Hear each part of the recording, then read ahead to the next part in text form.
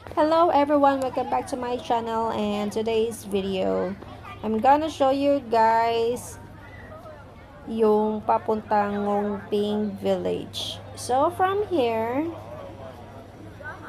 dito sa galing sa the biggest Buddha, the Polen Monastery, and the Wisdom Path. So paglabas natin dito, magta-turn right po tayo.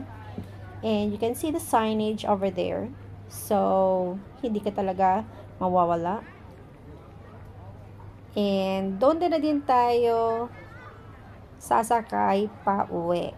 So, ayan guys, sundan lang natin yung arrow. Hindi ka naman dyan mawawala guys kasi parang yan lang naman talagang attraction yan dyan. Parang tatlo lang. So, apat pala.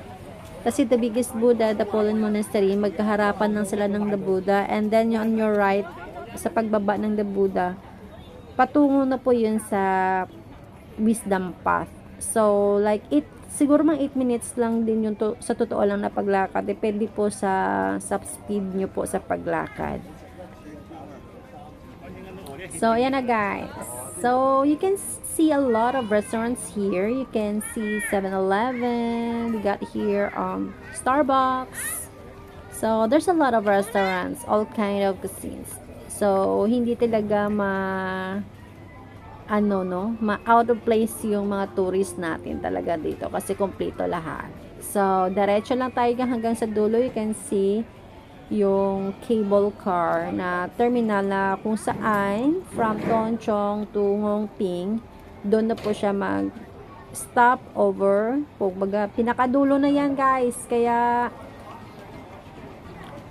doon din kayo babalik kung saan kayo dinarap, doon din kayo sasakay pabalik sa Tonchong. So, hindi talaga kayo mawawala, no? So, yan. So, pagbaba mo kasi doon, terminal na ng bus uli. Kaya, hindi ka talaga mawala. So, ayan. So, dito yung ano natin, yung bus terminal. Hindi ko lang siya nakunan kasi ang likot ko. Nakakahilo yung camera. Pero next time, try ko. Babalik ako ulit dito.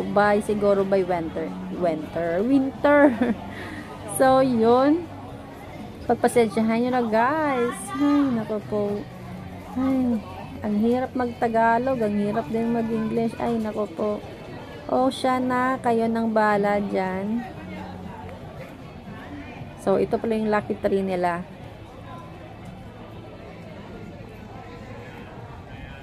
So, decide na lang ako na hindi na lang ako magpa-picture guys. Kasi, ang hirap talagang mag-selfie or mag-picture ng sarili mo talaga.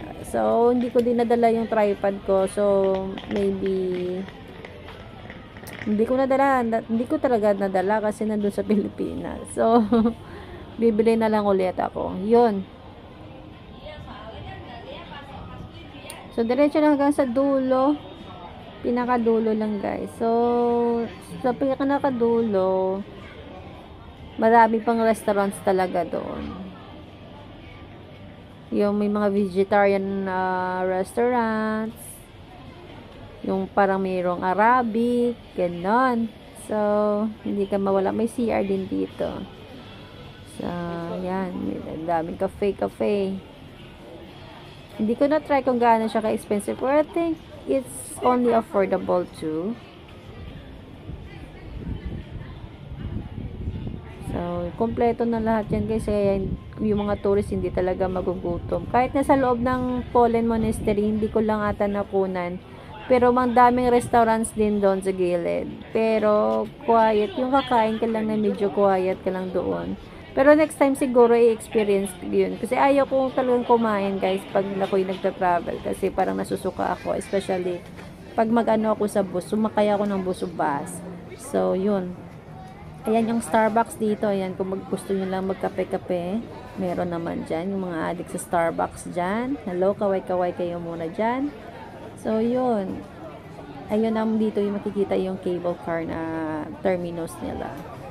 So, yun guys, sa dulo. Hindi na ako naabot ng dulo hanggang dito na ako bumalik na ako.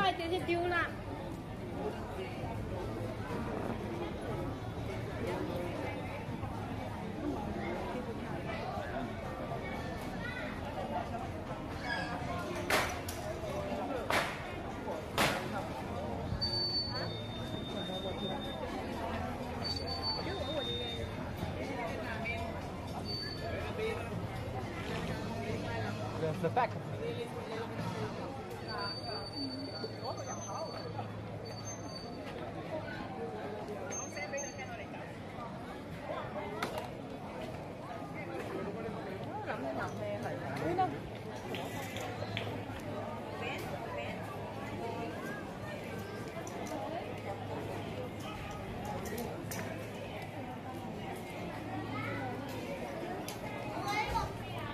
So, this is the scenery going back. So, makikita mo yung the biggest Buddha.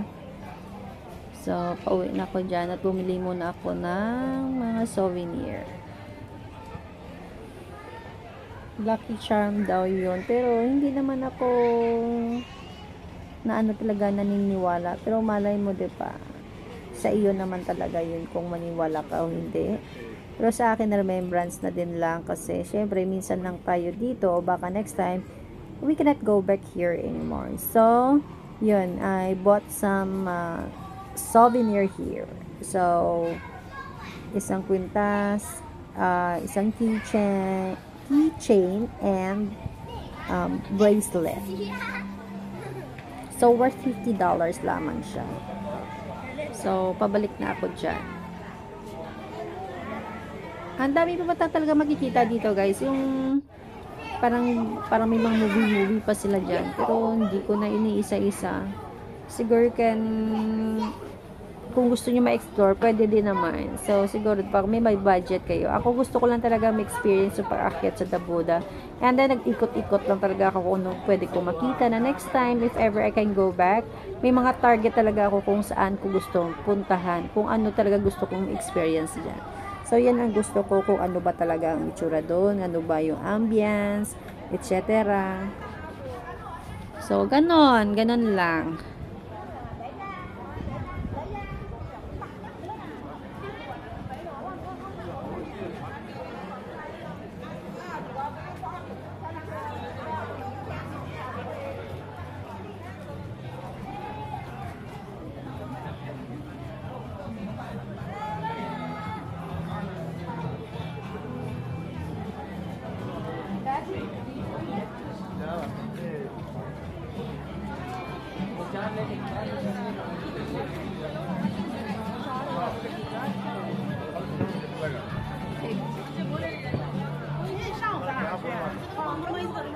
Building हमारे पेशाब बिल्डिंग हमारे पेशाब हमारा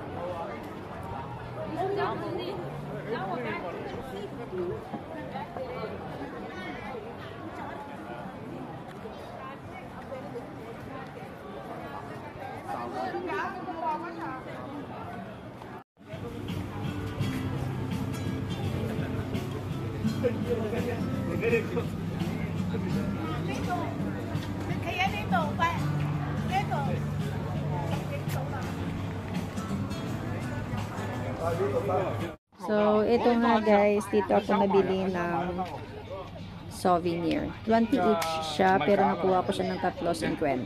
So, ayan. Dito na tayo sa terminal guys. Hindi ko na napunan yung ano dito. Pero nagmamadali na ako kasi ang haba talaga ng pila. So, that's for all today guys. Thank you for watching. Please don't forget to subscribe. Thank you.